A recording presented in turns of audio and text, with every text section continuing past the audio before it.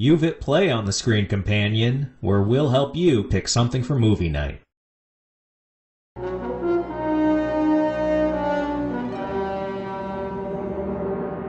Today we're talking horror comedies. Evil Dead 2 from 1987, Braindead or Dead Alive depending on where in the world you saw the movie, from 1992, and Idle Hands from 1999. I don't think it's spoiling it to say up front that Evil Dead 2 is the best out of today's three flicks. Do you agree with me, John? Yeah, I'll agree with that. I think it's up for more debate than you probably think it is, but you're still correct. All right, we'll get into it. Yeah. It's basically a remake of The Evil Dead.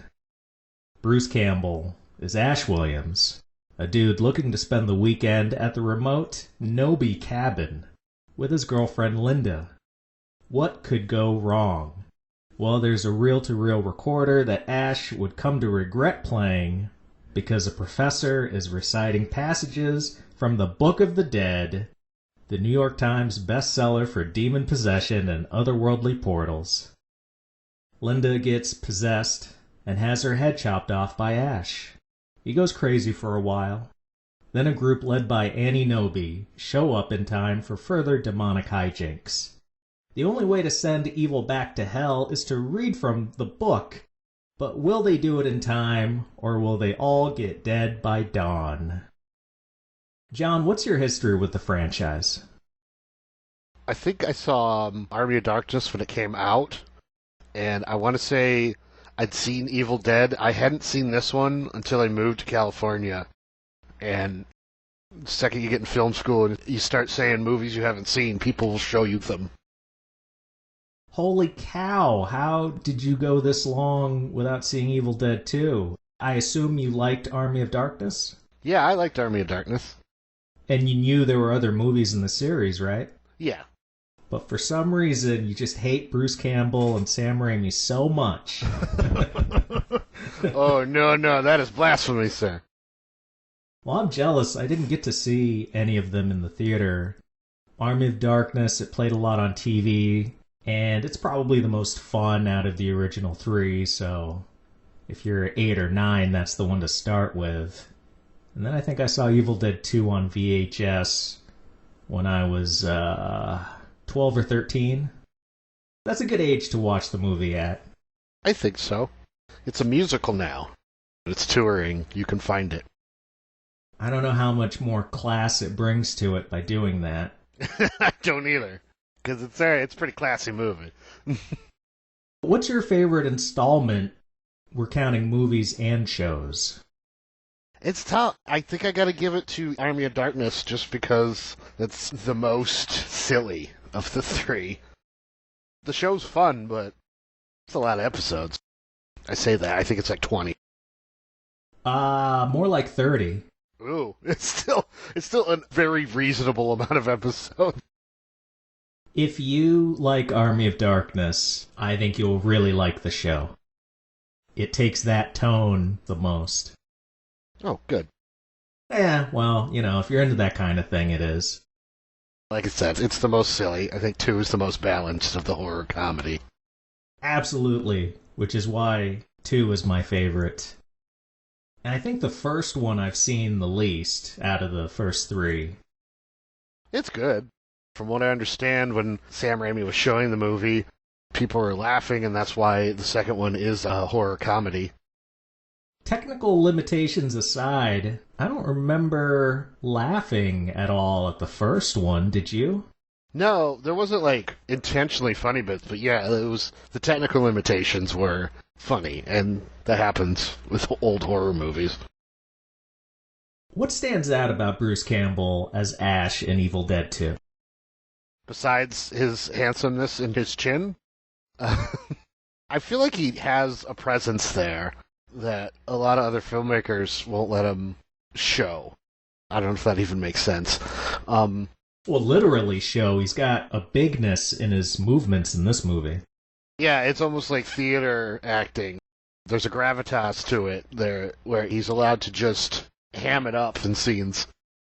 Could it be that there aren't many movies with the right tone that would really take advantage of that type of acting? Maybe that's why we haven't seen him able to do that a lot. Yeah, that's very possible. I would agree with that and add that him and director Sam Raimi are friends from high school. They've known each other that long. They grew up in Michigan together. Evil Dead 1 was Raimi's college thesis, and this is his, actual studio film. Back then, he had a production company with Bruce Campbell, Robert Tappert. Crime wave tanked, and they were licking their wounds. And they're like, geez, we got to do something successful next. And so they went back to Evil Dead. It was never meant to be a franchise. But because the first one was their calling card, essentially, they're like, okay, let's go back and we'll make a sequel. Even though that first movie, I think it's pretty obvious to interpret the ending as Ash gets got. It's a finale, for sure. In Evil Dead 2, this is the best version of the character. I haven't seen the first one in a while, but I remember him being very average in that one. And then every Ash appearance after 2 amped up the slapstick and went full Braindead. If I may be allowed to place that movie on the extreme end of the splatstick spectrum. Yes, I think you absolutely are allowed to put that on the splatstick.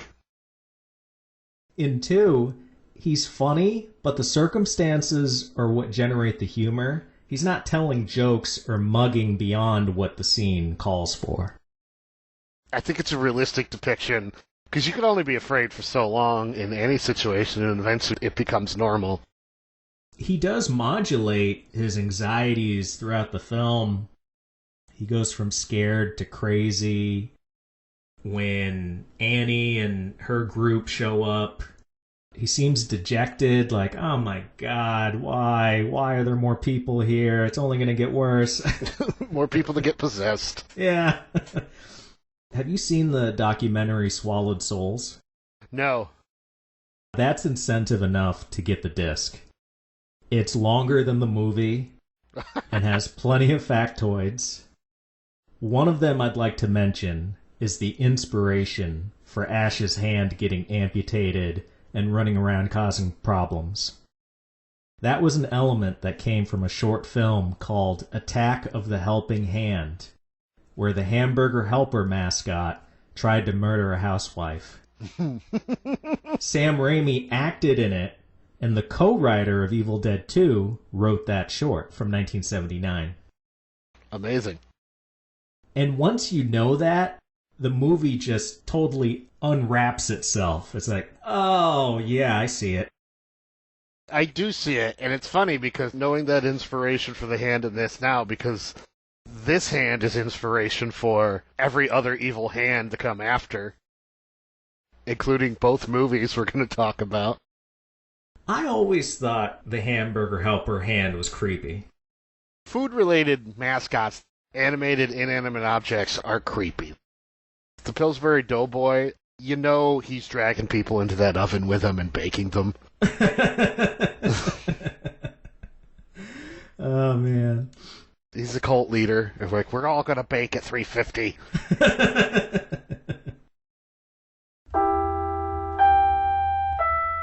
Become an active listener by joining the Screen Companion. Subscribe on YouTube, hit us up on X, and our Facebook group. Let us know your favorite episodes and what topics or films we should tackle next. Further support the host by buying his novel, Self-Recognition, a futuristic detective story, available on Amazon in print and digital formats. Now, back to the show. What do you think is the percentage of horror to comedy in Evil Dead 2? I'm going to be very generous and give it a good even slice of down the middle. Really? Objectively, it's probably more 60-40 horror to comedy. It really does depend on your point of view of the situation. I heard some interviews with crew members involved with Evil Dead 2. At least one of them, he went to see it with a friend, and the friend was laughing. This crew member was like, why are you laughing at the movie? he didn't get it at all. And the friend's like, don't you realize it's a dark comedy? Yeah. I'm going to go 80-20. Ooh, wow. Get into the other two movies we watched. There is a lot of comedy, especially visual gags and background jokes, but it never takes the focus away from what's happening, the drama of the scene. So I'm going to lean more toward that crew member who didn't see the humor in it at all. And if you do see it that way, you can still enjoy the movie. There's still a lot of meat to it. Agreed. Almost like hamburger meat. Once you go lower than 80-20, things start to get dicey. Too much fat. Exactly. If you went lower than that, and I think it's proven in the other movies we saw, you start to lose suspense. You can't maintain the danger as much. I want that edge, and I think it's harder to accomplish if it's 80% comedy and 20% scares. Is there an aspect of the filmmaking that really sticks out? It's like Raimi's signature shot. Those tracking shots from outside, the evil, I think they gave it a name later in the movie, which I forget, but the evil itself, you always get his point of view. You never see it, but it's definitely a character there. They'll do that tracking shot where they're outside of the house and the camera flies across the ground, comes in through the door, and basically hits Ash in the face. And then all of a sudden, someone's possessed. They probably weren't as happy about the Steadicam as other filmmakers. No, nor should they have been. They were blazing their own trails, and someone else just paved a road. One of my favorite examples is there's a shot, the perspective of the evil presence of the woods, whatever it is. It goes right through the rear windshield of a car and then out the front. And they achieved that by having a guy with a ram under the camera so it would pierce the windshield first as the camera's going through. Oh, nice. I know, I mean, it's awesome. There's so much energy between the performances, the camera work. It doesn't quite work for me in something like Quick and the Dead, because that's a Western. It's the Raimi shot, directed by Sam Raimi.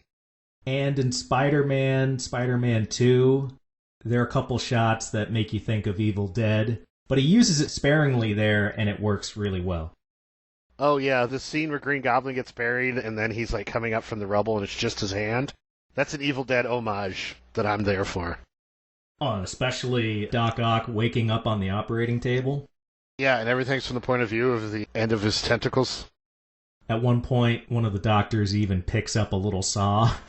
He had to defend himself. There's so much emphasis on the comical gore that the psychological horror isn't given enough credit. The whole first act is Ash being taunted by what later they call Deadites. I don't know if technically these are Deadites or not, but I'll just call them Deadites. Yeah, I don't think the term Deadite came up until, like, Army of Darkness, right? I believe so. But some of that first act, I couldn't tell how much of it was really happening versus Ash was losing it because he killed Linda. I almost don't want Annie's party to barge in the second act so that the audience can play more with the idea that maybe Ash just went nuts and hacked up his girlfriend all on his own. The Deadites have no real established rule. I'm sure they do, and I just don't know them. But that scene where everything is laughing at him and he just starts laughing with them. Yeah, and he starts doing little lunges like he's Popeye. Yeah. Like it's some 30s cartoon. Him and the dead deer on the wall, and I think a lampshade, were all laughing. The way the movie starts, it's like a page out of Texas Chainsaw Massacre. Ash, why did you go out of your way to find such a remote cabin in the woods? That they established wasn't his. What a romantic getaway. Let's break into this random person's house. I guess it just shows he's a real cheapskate.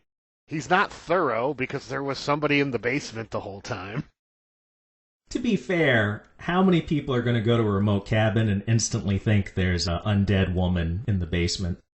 That's true. I don't go get the Airbnb and think, I should check under the stairs for creepy kids. Linda's like, it's $30 to rent a room at the Motel 6. Can't we just stay there? Right? No, damn it, that's beer money.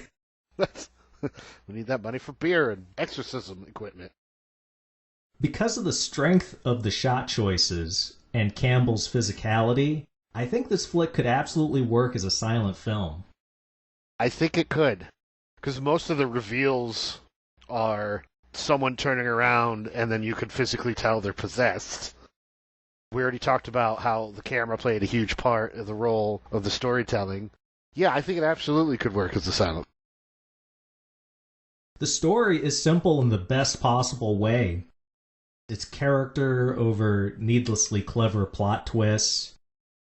I can't think of anything revealed in the dialogue that would really screw up the plot if you didn't pay attention to it.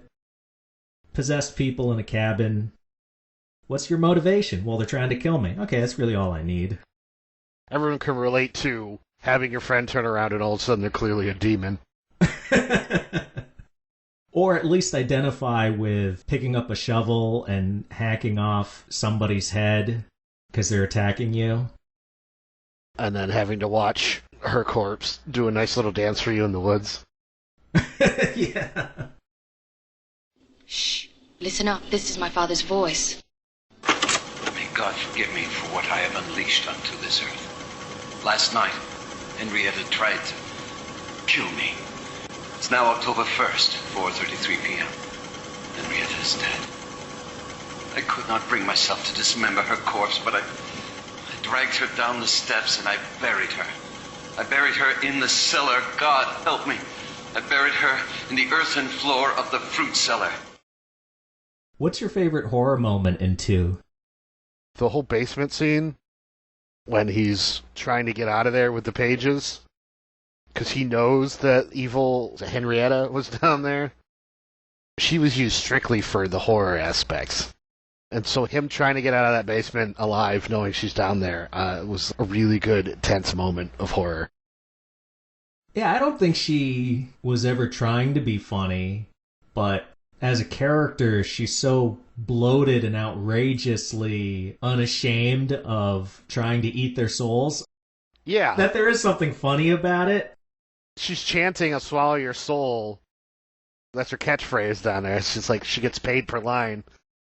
Something I really liked this watch was how a few times, and there's a big plot moment where, compared to the other films, people that are possessed have moments of lucidity.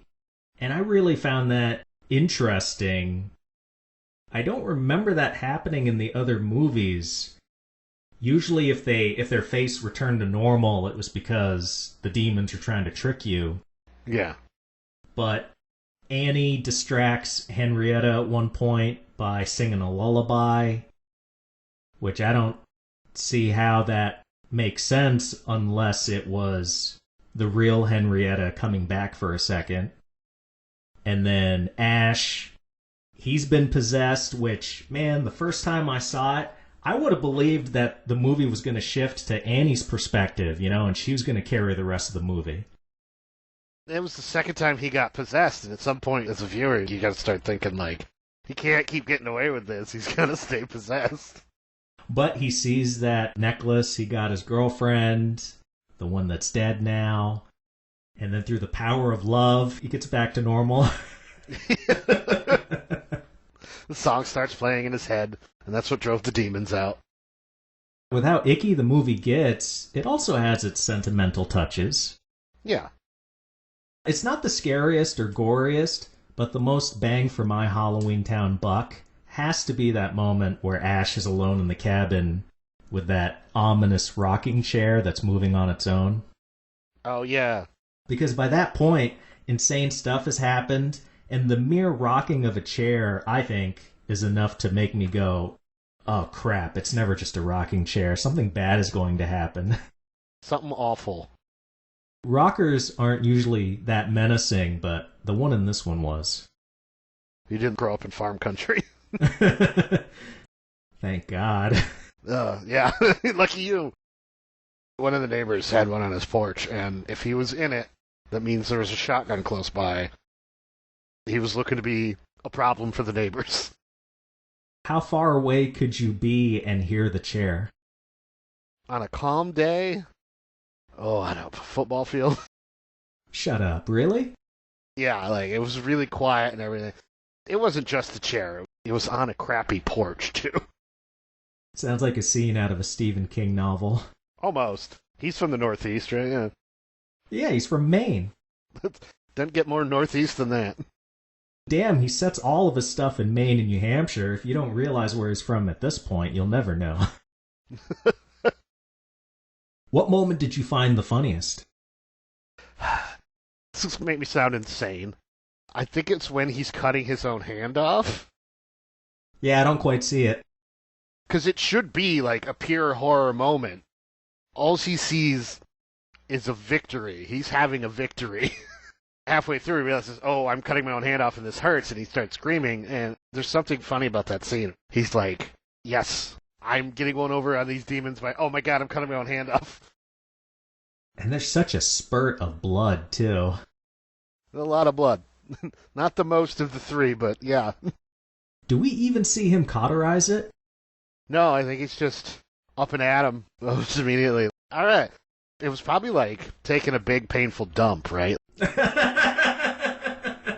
got the evil out. And then he's just feeling lighter. I might have said that to myself a few times on the porcelain throne. Must get the evil out. Who knows? Maybe because medicine is different when it's a demonic hand. Yeah. Maybe that helped the healing process. Yeah, I would think so. I never noticed it until this watch. When Ash is trying to shoot that demon hand and it scuttles away into the wall, it sets off a rat trap, right? Yeah. I think I've seen this movie 6 times. If you listen closely to the audio, or have subtitles on, which I did this time, you can hear the hand screech, "You son of a bitch!" as Ash laughs at it for getting snapped in the trap. I never heard that line. You heard it? I don't think I did hear it this time. What I remembered most was how I didn't remember how funny Ash found it. He's definitely losing it by that point. Yeah. He's at the end of his rope, so I could see that being pretty comical. And it is comical, a hand scurrying away into a mouse hole. What do you think would improve the film? Maybe just, I don't know, redone with better special effects? Is that too George Lucas-y? Well, they already did it. That's the difference between the first movie and the second movie. Yeah. I don't know. I almost want to say it's a perfect movie. I think so, for what it was trying to achieve. In the behind-the-scenes stuff and in the commentary, the crew members will point out left and right, like you can see an effects guy's hand in this shot, you can see the top of the set in this shot. I freeze-framed on some of it after I watched it, and then a second time I was listening to the commentary and just kind of looking at the frame. And I think that speaks to how successful they were. Yeah, you can see that there's no ceiling on the set, but my eye isn't looking up there because I'm so focused on the evil chasing after Ash. Yeah. You can be rough and tumble with the effects. You can have all these giant continuity issues. You notice how the blood and guts on Ash's face changes between shots? Yeah, but like you said, that's not the focus. That doesn't matter. And I think that's like the difference between watching A New Hope and watching Force Awakens. Because they remade it in 2000s. They made another one. And that was more serious, but I don't know if it was better. Did you like it? I did like it. I went and saw it with a friend in theater, and every 20 minutes or so I'd turn to him and go, groovy.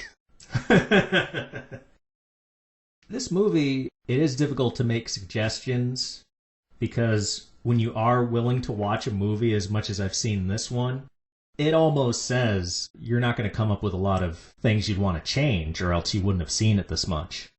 It's a nostalgia-driven masterpiece. I'll always remember the first time I saw this movie. It blew my mind. I was really receptive to the horror stuff. I was a young kid. But now I really just appreciate it for the tone and how Annie, she's not a damsel in distress.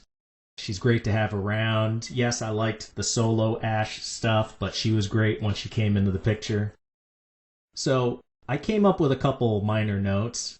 I'd say don't tip off the ending by having that one page of the book that shows a prophesied one. Oh, yeah.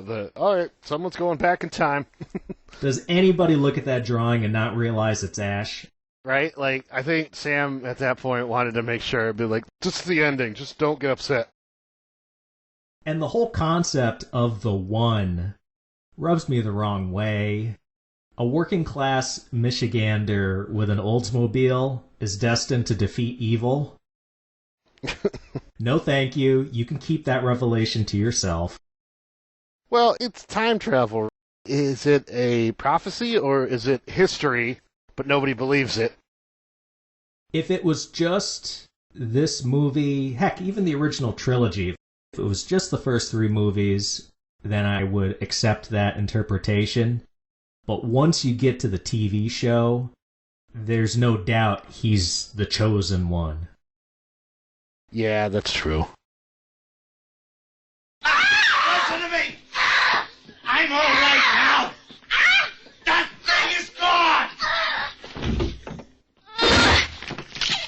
Damn it! I said I was all right! Are you listening to me? Do you hear what I'm saying? I'm all right! I'm all right. Okay. Maybe you are. But for how long? If we're gonna beat this thing, we need those pages. Then let's head down into that cellar and carve ourselves a witch. My second note is to keep Annie. How about she survives and they both get sucked into the vortex? And since Raimi doesn't give a fig about continuity like George Miller and Mad Max, if you don't want her to come back in Army of Darkness or she's not available, pretend like she didn't survive. Like the beginning of 2, that pared down the group of people that went to the cabin from the first movie to just Ash and Linda. The start of 3 could be a recap that shows Ash by himself going to the Middle Ages. She doesn't necessarily have to. It's a time vortex. Who says it has to go to a single spot? Exactly! See, we did it. We came up with an explanation. All we need to do now is to go back in time and have them reshoot the ending. Well, hopefully our time vortex... I mean, if we're able to go through a time vortex exactly, then we're no longer allowed to use that bullshit. I didn't feel like they played it in the second movie. I would have loved to have seen them paired together. He's the working class guy.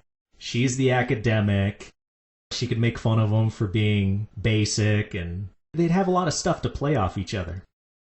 But then you don't get that scene in Army of Darkness where he can't remember the words and accidentally grabs the wrong book.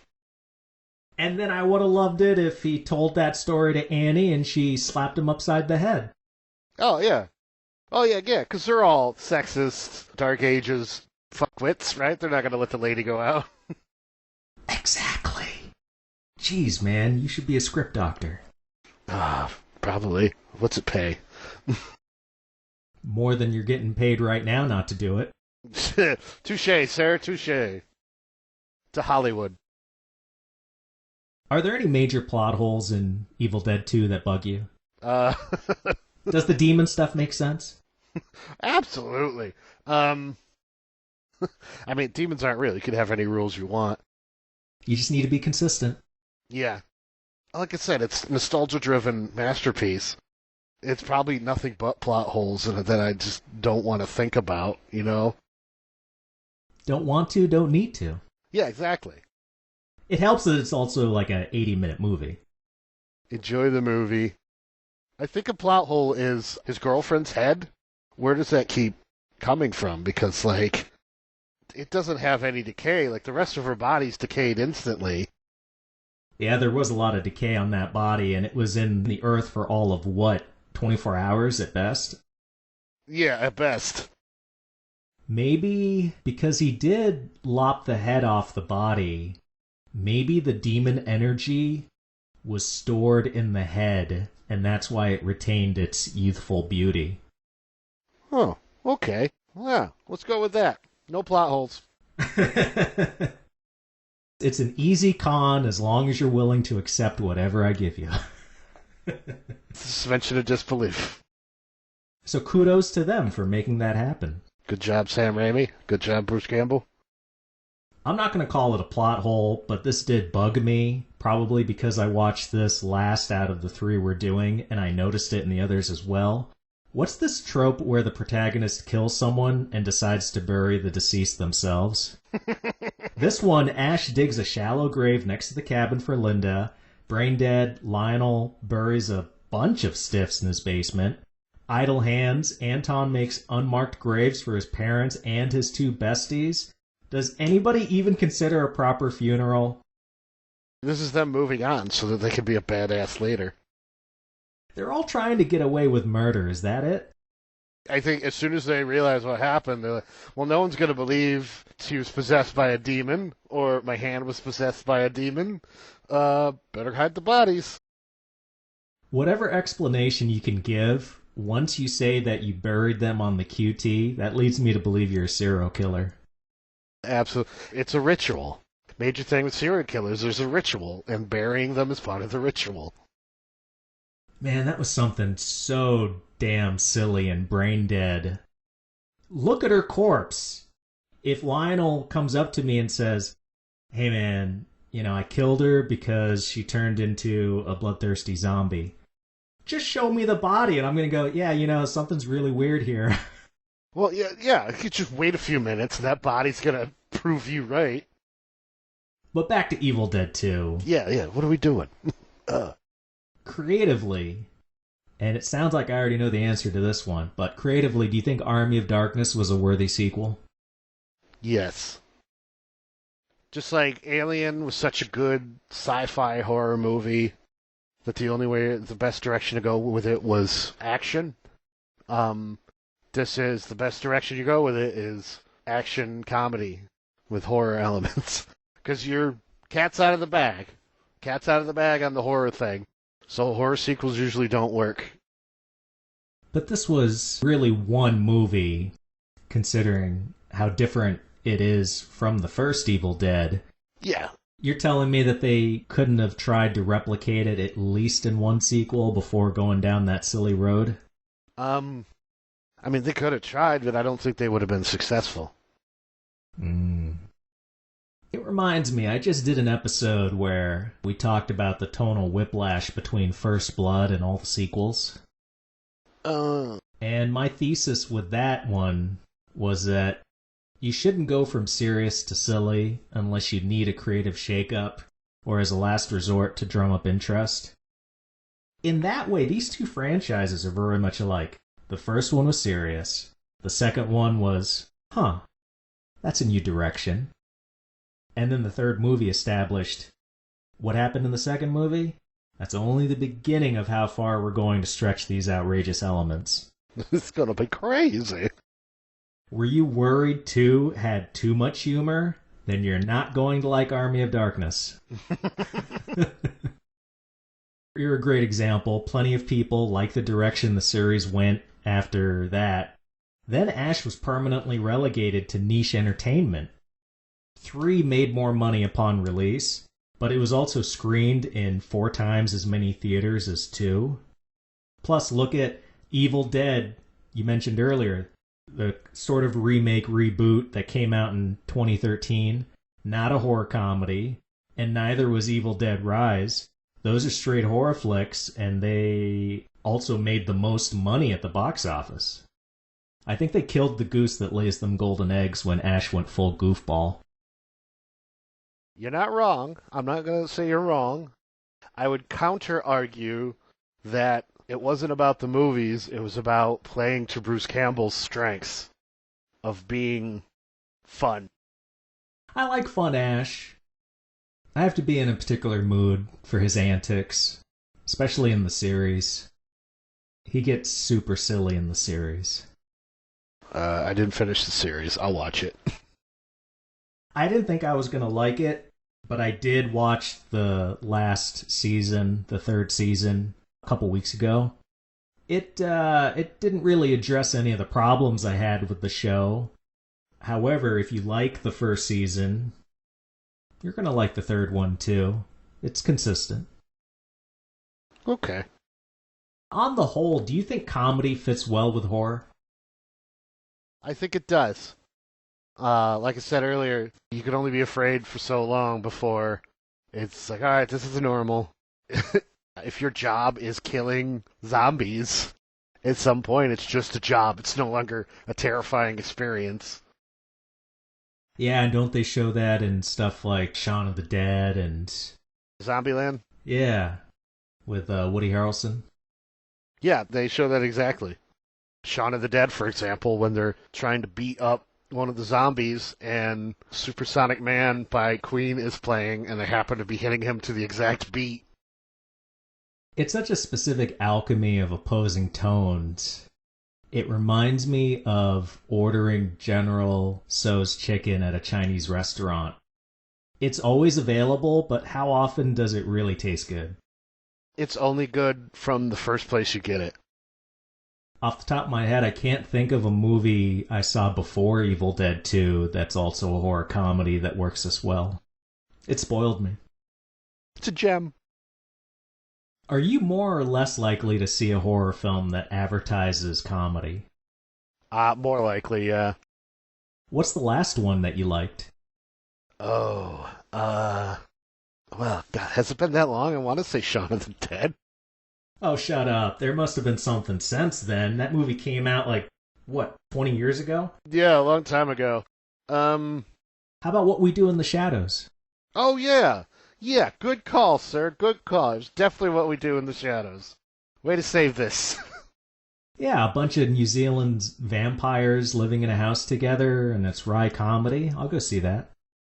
Oh, I remember seeing that. Movie was fantastic. And that segues nicely into Braindead. It's Wellington, New Zealand in 1957. Lionel is a mama's boy, but Bakita gets her fortune told, and Lionel is fated to be her one true love. Be that as it may, their courtship is interrupted by zombies that can have zombie babies. Their intestines can become viciously sentient, and Lionel's mum, Patient Zero, turns into a 20-foot monstrosity by the end of the picture. In all the blood and guts, John, do you see any parallels between this and Peter Jackson's more well-known Lord of the Rings trilogy? Yes, because this movie is, I think, a masterclass in metaphorical storytelling. Okay, go on. Give me examples. Well, okay. So, a really good metaphor for this movie is his issues with being a mama boy, right? Mm-hmm. And he, one point towards the end, literally gets reabsorbed into Monster Mommy's womb and rebirths himself as the hero. And Lord of the Rings, it's all metaphor that I think only he could have told for World War I that Tolkien was in.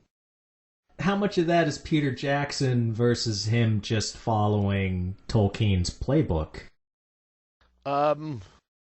Let's go 60-40 Tolkien playbook. Peter Jackson. Well, I don't remember the characters really being a big part of those Lord of the Rings movies. I think Jackson is into spectacle. I think the imagery comes first and characterization third or fourth. Because I don't remember a lot about the characters in the Rings movies. I remember certain visuals. Also, music plays a huge role in his movies.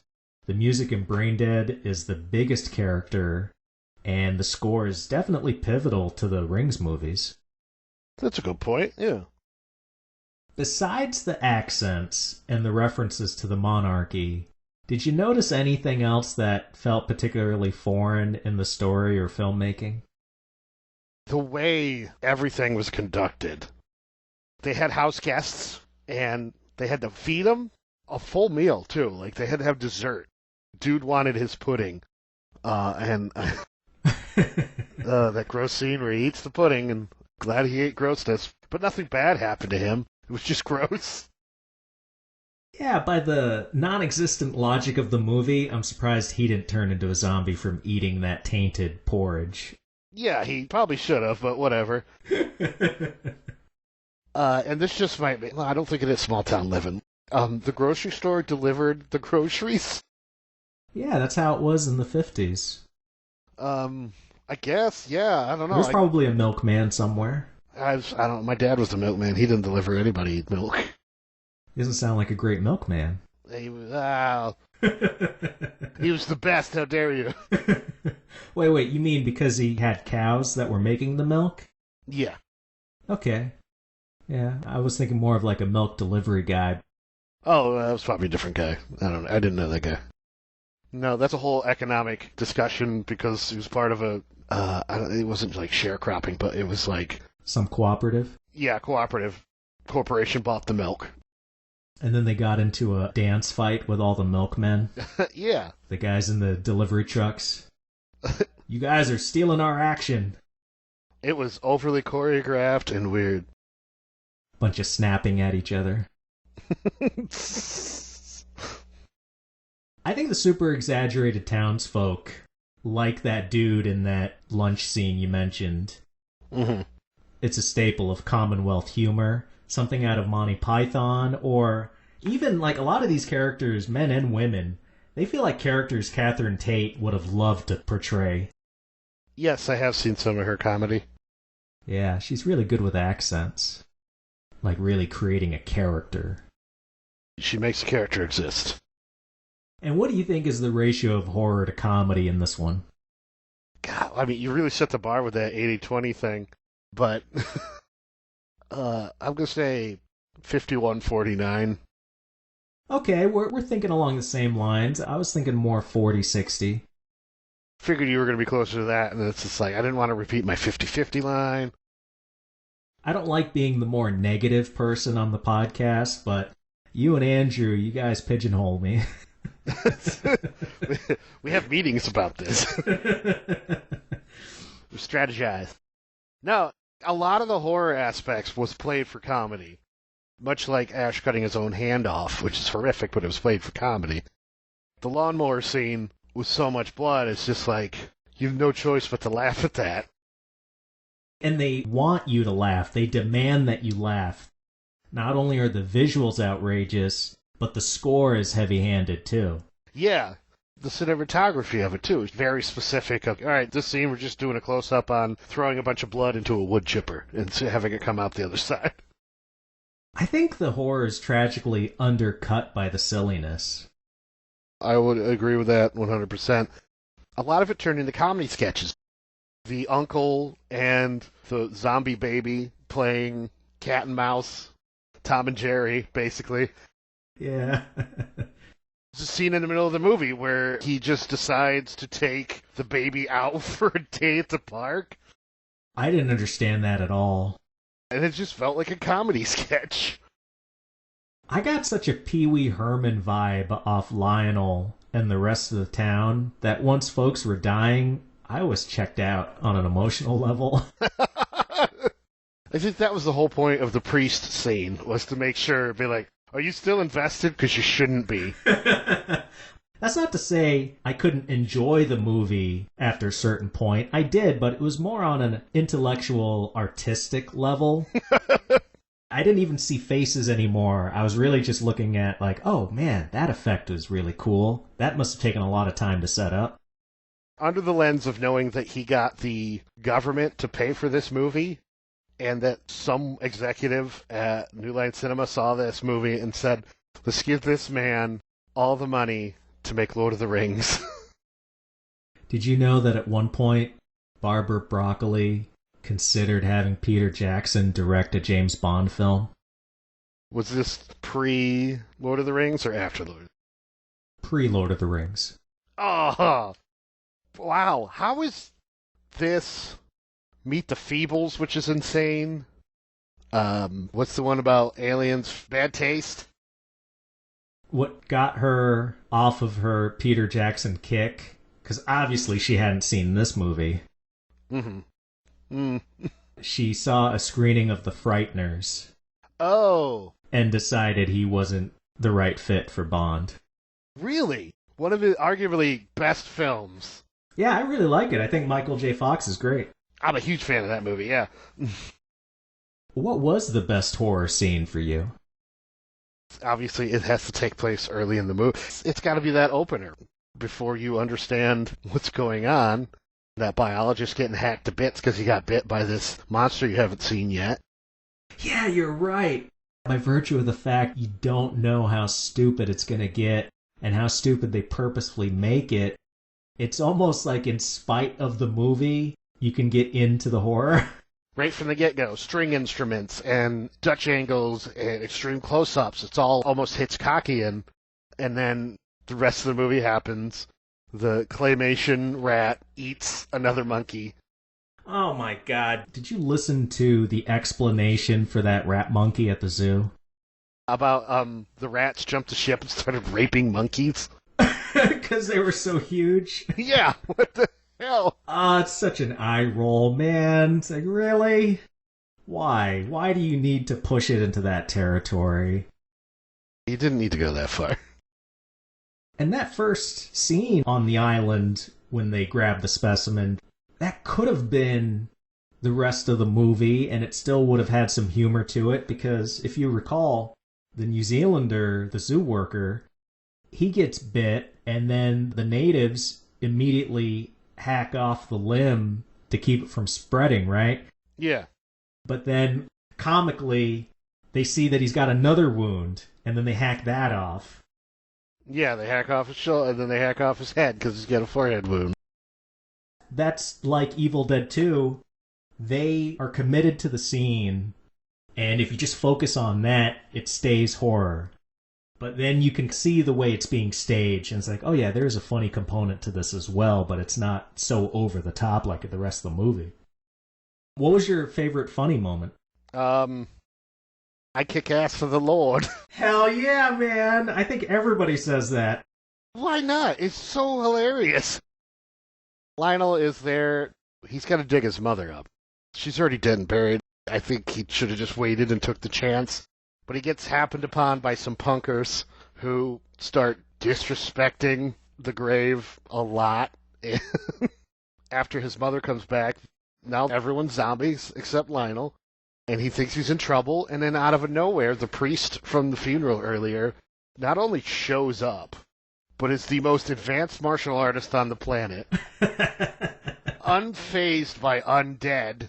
And starts murder kicking them to death. And that action beat goes on for a while. It's like a solid 40 seconds. One of the punkers gets completely taken out. Kicks its legs off, and then he kicks its arm off, and then he blows the body and kicks the head into the air. I almost wish the rest of the movie turned into that. Martial artists and zombies? That could work. That would work. It'd be great. And then they immediately infect the priest, and, well, we're not going to get another kick-ass scene like that again. Nope. He kicked ass for the Lord, and then he was done. So what would you change to improve Braindead? You mentioned the music earlier, and it felt almost overbearing, like a lot of the musical moments and tones. It felt too much. But everything was too much. I would just, in general, dial some things back. Not the lawnmower scene, but I would dial some things back.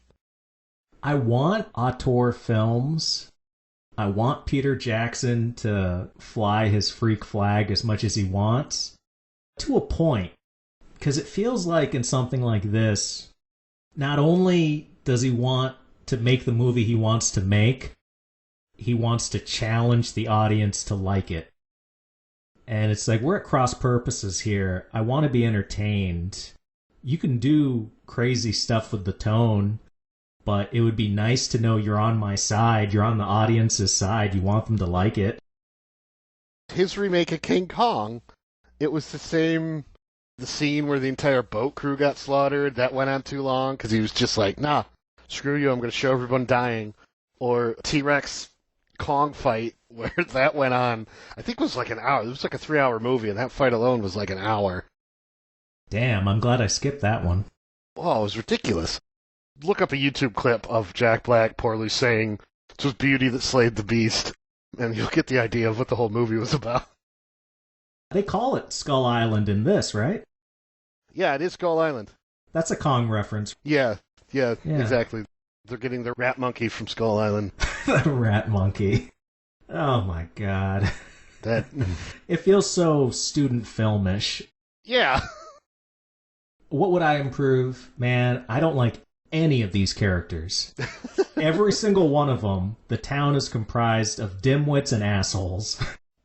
Agreed. I hate the romance angle that's shoved into my face because tarot cards told Paquita to fall in love with Lionel. That's almost as upsetting as some of the gore in this movie. It's so frickin' lazy, man. That delivery guy was a perfectly acceptable man. He's just like, no, I'm gonna dump him because tarot cards made me like this guy who doesn't know how to get candy out of a box.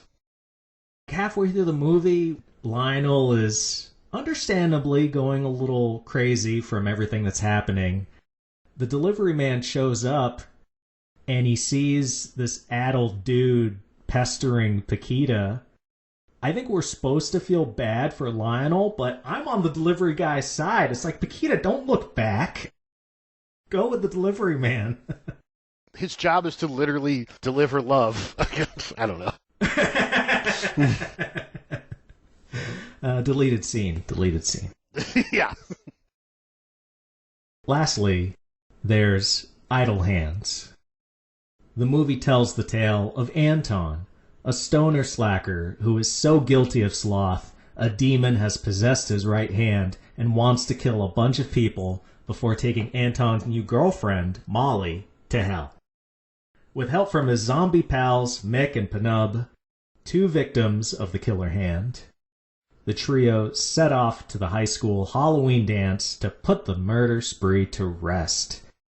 John, do you think Devon Sawa does a good possessed hand performance?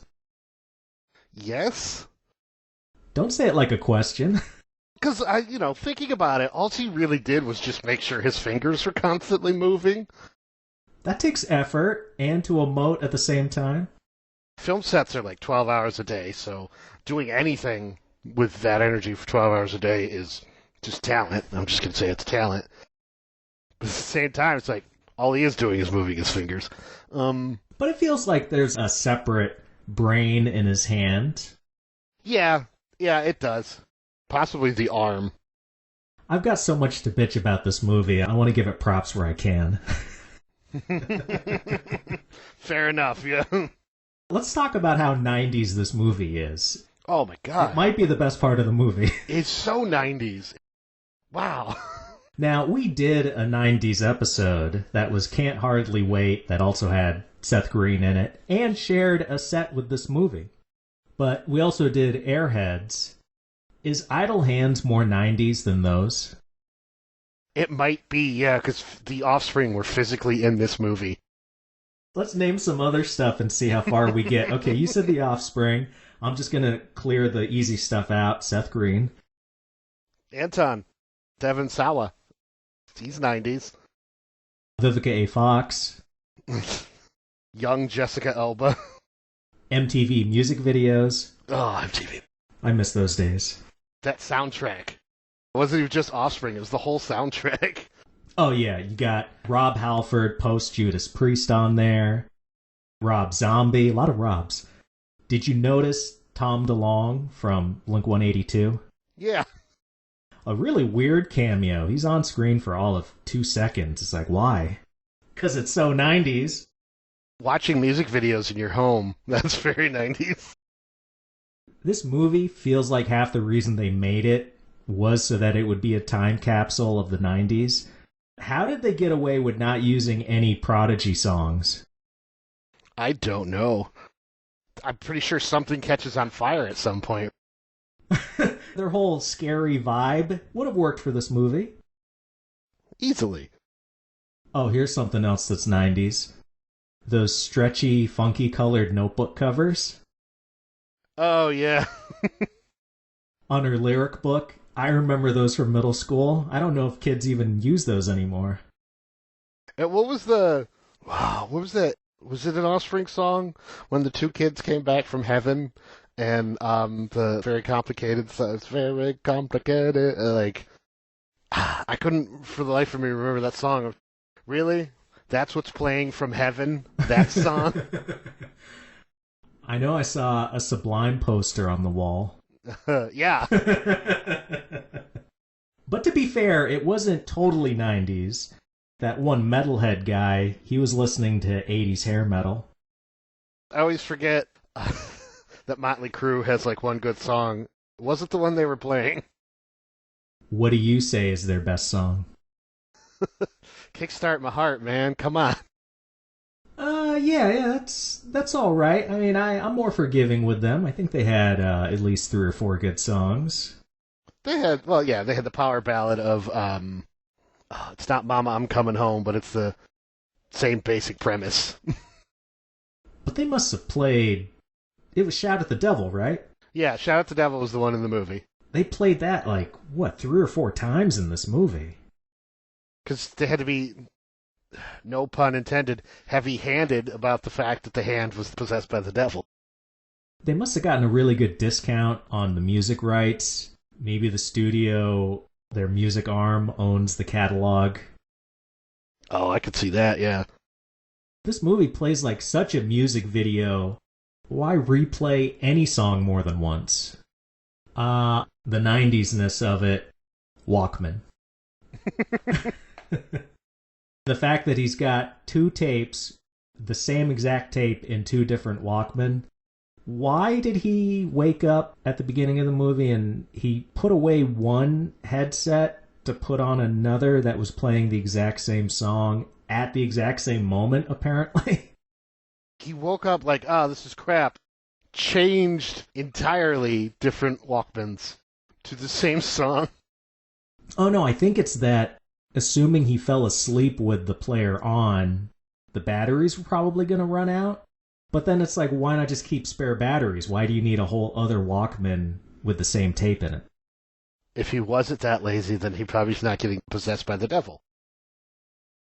In case anybody at home doesn't understand, that's how awesome this movie is that we're talking about, the Walkman. Dude, touche. What do you think is the mix of horror to comedy in this one? I don't know, because it wasn't really... I felt like 75% comedy, maybe. If you want to call it comedy. It felt like the horror was supposed to be the butt of a joke. That's true, but it really wasn't. I'm going to go 2080. One good example of that is, how do they defeat the demonic hand at the end, John? What do they do? They throw a knife at it. It doesn't explode. That and... That's stoner comedy, you're right. It was in a hand puppet, and they got it contact high with marijuana smoke. Yeah, a bong rip. That feels very 90s. Bong rip saved the day from the only thing that Froggy from Daredevil made in shop class. Oh my god. There you go with your deep cuts. Well, in this movie that, say what you will about it, I think they put effort into it. I would call this a movie. The ultimate compliment. Yeah, I'd call this a movie. Well, heck, I'm sure you've seen a lot of stuff that gets released in theaters or straight to video, and it feels like a joke on the audience.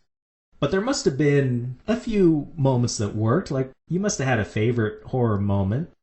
Not the best, greatest of all time, but something must have worked horror-wise for you.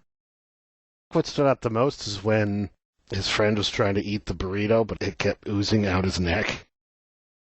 I said horror, not funny moment. I don't, because every moment was just I watched this with my wife, and during the scene when everybody dies in the gym, it was oh no, the hand is super dangerous. But then it dropped a lighting rig on someone, and my lighting design wife's that wouldn't be up like that, and immediately ruined that scene. Oh, I wonder what she would be like to watch Evil Dead 2 with. She's like, I can see that one dude's hand in the shot. The only reason I know that Evil Dead 2 is a musical now is because she did some lighting design for that when it started down in, like, San Jose, but she wouldn't watch it with me. I'm not too surprised to hear it got turned into a musical. I know they made Reanimator into a musical. To be fair, I would actually see that. Especially if they got Jeffrey Combs to come in. Oh, absolutely. Let me throw this one at you as a horror moment. As Molly and her friend are running away from the mayhem at the school dance, and the friend gets sucked into the giant fan. Oh. I wasn't scared, but what I'm saying is, when does someone getting sucked into a giant fan in a horror movie not work? That's true. That's true. That worked really well. And it was, I think, respectful. Everybody saw it coming.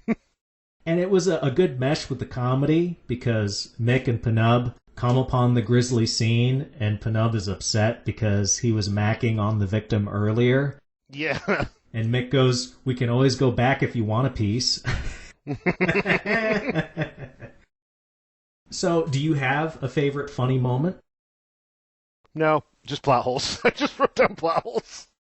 I will, for once, be the positive guy. Yeah, you be the positive guy. I really liked when Anton takes his friends to see his parents' corpses in the living room, and instead the guys focus their attention on the television while the bodies are right next to them on the floor. Oh, yeah. That is so MTV 90s. And I think the video they were watching was something from 2 Live Crew. Also very 90s. Yeah. So it sounds like you've got a few ideas, but what would you do to change the movie and improve it? Make it a little more funny. I'm about to be really mean to the movie. I think I still enjoyed it, but I think it worked better as a whole than its individual pieces. I would rewrite Jessica Alba's character heavily. She doesn't make sense. He's a proven murderer. She has no reason to believe that hand is possessed. And she's still like, oh, I'm really into this guy. What the fuck? I don't know. I remember some freaks from high school. If we accept the premise that when you're in high school, guy or girl, if you're into somebody, if you think they're hot, I think they can have a lot of downsides, and you might be willing to skip them.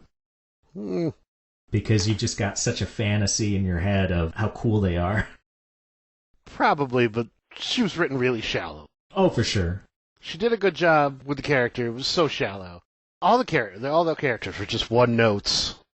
Those two are stoners. She's into him.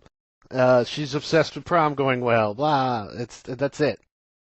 All the depth of her character might have been in her booty. Agreed. Which was exquisite. And then they put that young child in a very skimpy outfit. Well, they're all children to us now, John, because we're so frickin' old. Well, they're old now, too. But to be fair, when the movie came out, I was, and still am, younger than Jessica Alba, okay, so it's all right. She was, best case, 17 when they filmed it, 18 when it came out. And again, at the time, I think I was like 11, so it's all relative, sir. That's fair, yeah. She was older than I was, too, when the movie came out. Yeah. What else you got? They keep talking about the hand's going to drag an innocent soul to hell, but she's just a sex fiend. Is it that you think the hand's desire to drag her to hell is, another Sam Raimi movie, is motivated by her having sex? Her promiscuousness? Because that's not the reason given in the movie. The reason is that Anton likes her. Well, Vivica A. Fox said that it was looking for an innocent soul to drag to hell. And I always assumed it was just whoever the hand was attached to got to go to hell. When she is miffed upon learning that Anton cut off the evil hand, It's like, well, compared to the alternative of being attached to a murderous appendage, why are you so shocked he took that step? I'm surprised he didn't do it earlier. As we saw in Evil Dead 2, it's an established move. Oh yeah, I'm not saying I'd have the guts to do it, but totally logical. Yeah, there's a precedent. If the alternative is to get sucked into hell. I think they need to slow the movie down for an extra beat when Anton realizes his hand was killing people while he slept. Things move at such a breakneck speed that it makes Anton come off as callous. He rebounds real quick after killing Mick and Penub, just after he discovers his dead parents. How does he deal with the killer hand, at this point still attached to his body? He goes to Molly's. I get it, it's 90s Jessica Alba, but it's the equivalent of going outside with a hair trigger and you've got Tourette's. What a douchebag.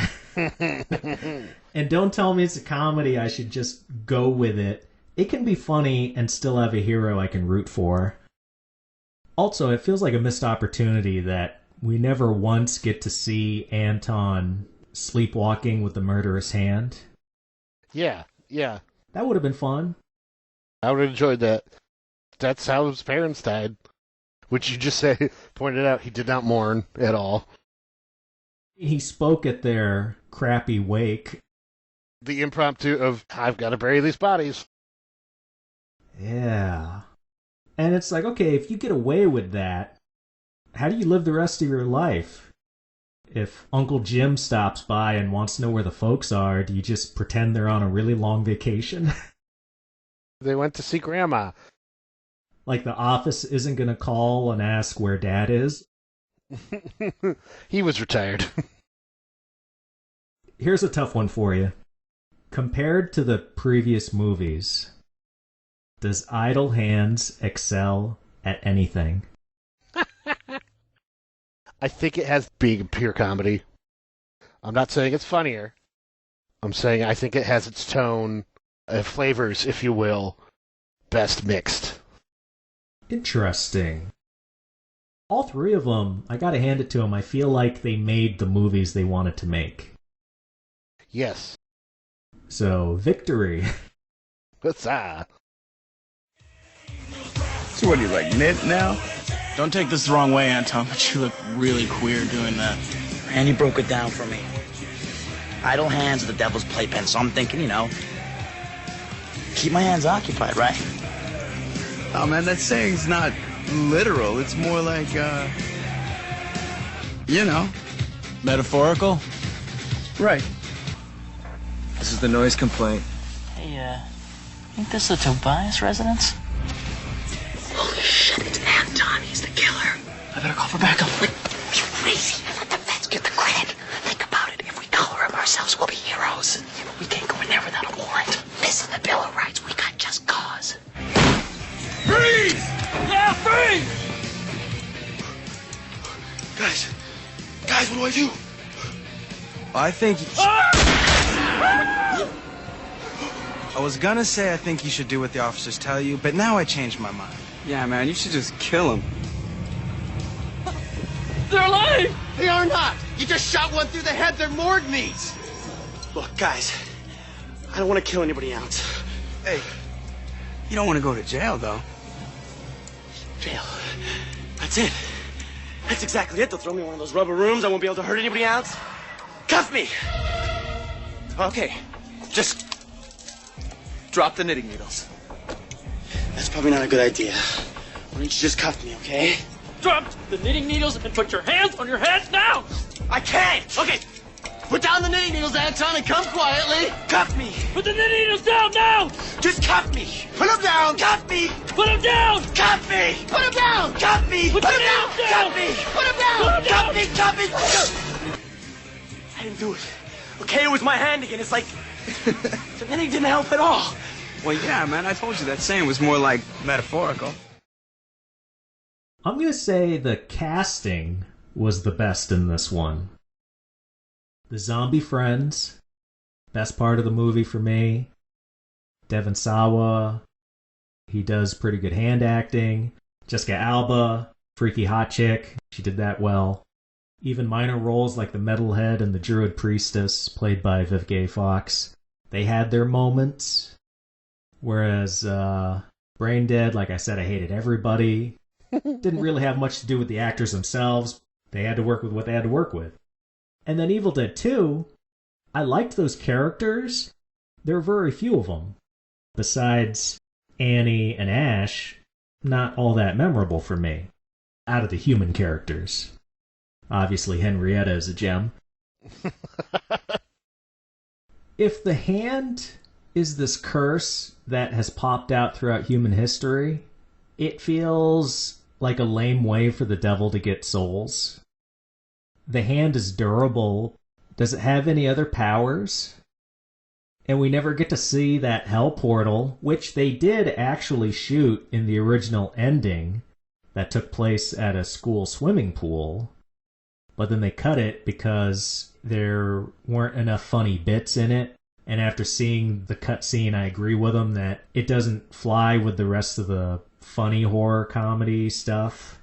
But I would like more spooky things besides Anton's zombie pals. That seemed to be about it. Anton's zombie pals, a couple deaths. They got to come back. Anton himself didn't die. When crushed by a car. I think the Evil Dead 2 hand, if you're going to focus on an evil hand, that's more threatening than the hand in Idle Hands. It's got more character. No, Idle Hands' biggest threat was that it found a pencil sharpener. Yeah, exactly. It's just a hand. How hard is it to kill? We know they're good companions because of Adam's family, right? So. Oh, funny you mention that. The hand actor in Idle Hands also portrayed the Thing, not the Marvel character, but the Thing from Adam's family in the 90s movies. So he just went out and got himself a career as just being a hand. Not a hand model, hand actor. Hey man, get it where you can. I guess. Yeah, that's weird. Well, they need me in makeup, and you just show up in shorts and a t-shirt to set. The real triumph is how his father used to make fun of him growing up anytime he asked him, "What do you want to be when you grow up, son?" "I want to be a hand actor." "You mean a model?" "No, I mean literally just a hand in movies. You never see my face." I've got a great range. I can be evil. I can be good. I guess that's it. Those are the only two. And the dad's like, "I wish you would just say you're gay." Yes, just come out of that. Would be a lot easier to process than you telling me you're going to make a career, you're going to feed your family out of being a hand. Just come out. Just come out of the closet. It's easier to process than whatever this hand business is. I will come out of the closet, Father, in a movie, and you're only going to see my hand. As I open the door in a Barry Levinson production. Even like going to the movie as a special guest. "See, Father?" Or like, that could be anybody's hand. Would you like to say any final words on Idle Hands that I've missed? Actually, yeah. This is just a general thing. Every movie that is set in Halloween, and TV show too, the Halloween costumes are always so amazing. Nobody has access to the costume department in real life. These movies have to start making people show up in shitty costumes. The only costumes I really remember are Molly and her friend. They were the angel and the devil. The slutty versions, and no one's going to let two 17-year-olds in real life. I don't know. Do you really feel like the couple that got killed in that car and put on that low-effort kiss makeup, that didn't feel real to you? Kiss makeup is low effort. Oh, I want to make one little correction. Okay. I said Barry Levinson. I meant to say Barry Sonnenfeld. Barry Sonnenfeld. Okay, yeah. Why didn't you correct me, John? That's why I don't pay you. Yeah, that's it. You didn't know, did you? You wouldn't just let me say it and not correct me, would you? No, I don't think I was paying enough attention. Oh, well, Damn, that's a dagger to my heart, John. Thanks. I'm glad to know you're present in this conversation. I'm sure you and your wife argue about it all the time. Constantly. John, what did I just say? You said Sonnenfeld, not Levinson. Let's do a little TLDL, too long, didn't listen, some rapid-fire questions to end this episode. John, who was the best protagonist out of these three? How do you not say Ash Williams? Yeah, we'll see how many of these we don't say Evil Dead 2. Okay. Who was the best villain, Henrietta, Lionel's mom, or the Hand? I'm going to give it to Lionel's mom, because she turned into a kaiju at one point. And I did like the psychological aspect of it, where some of what Lionel's doing, you could chalk it up to his complicated relationship with her.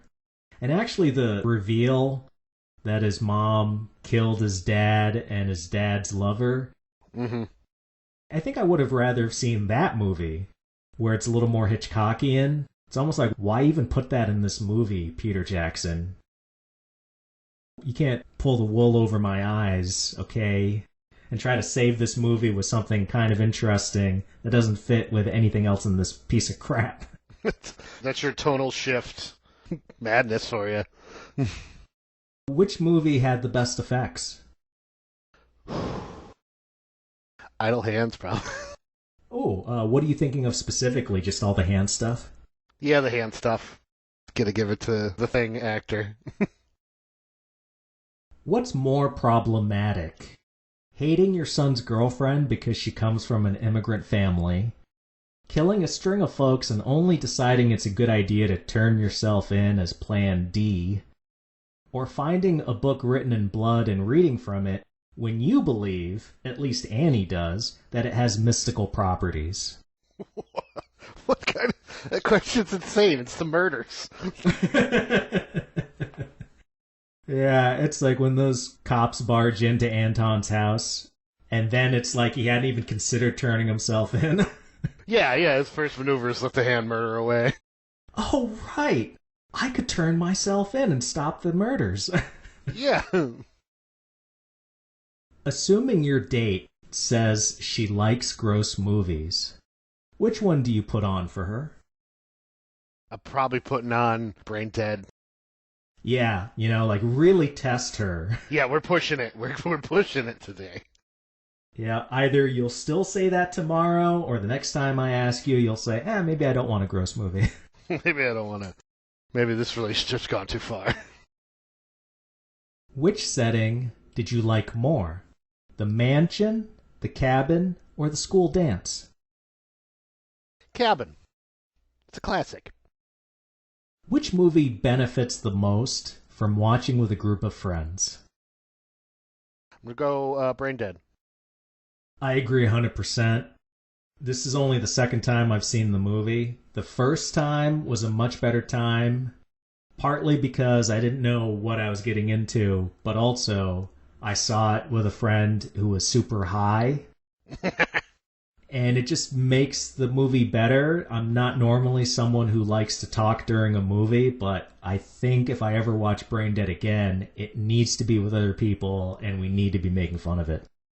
That's, I think, the definition of a popcorn flick. Would you rather have a demon-possessed hand, fight a zombie baby, or fight a demonic tree? Jeez.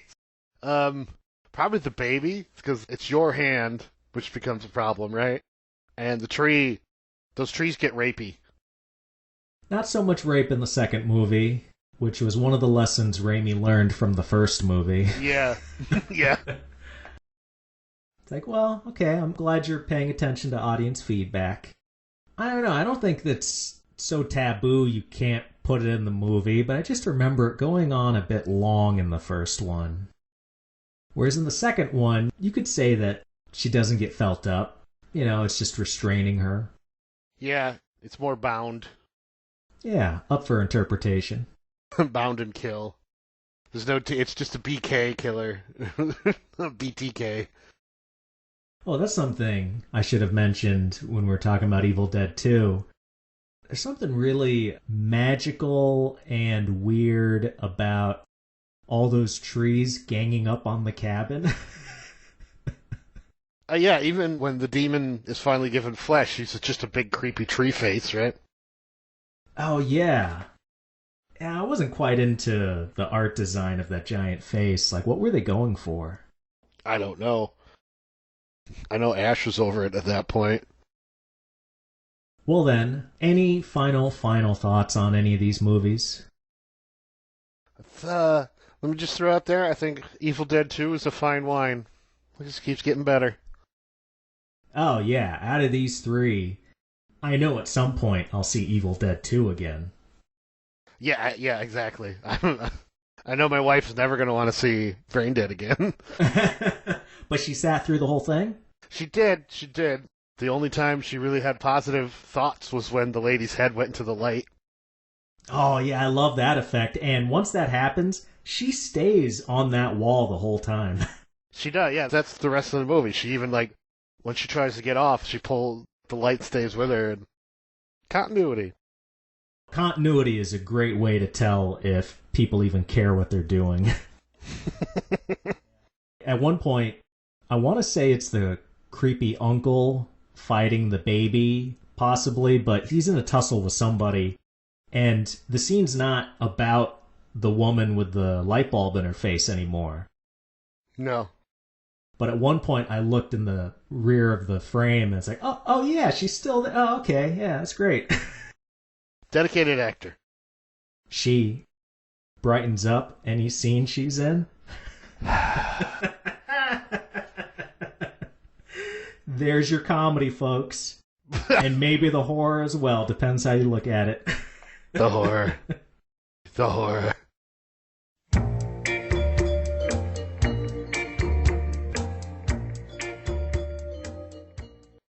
You've reached the end of this episode of The Screen Companion. Thank you for listening. Groovy.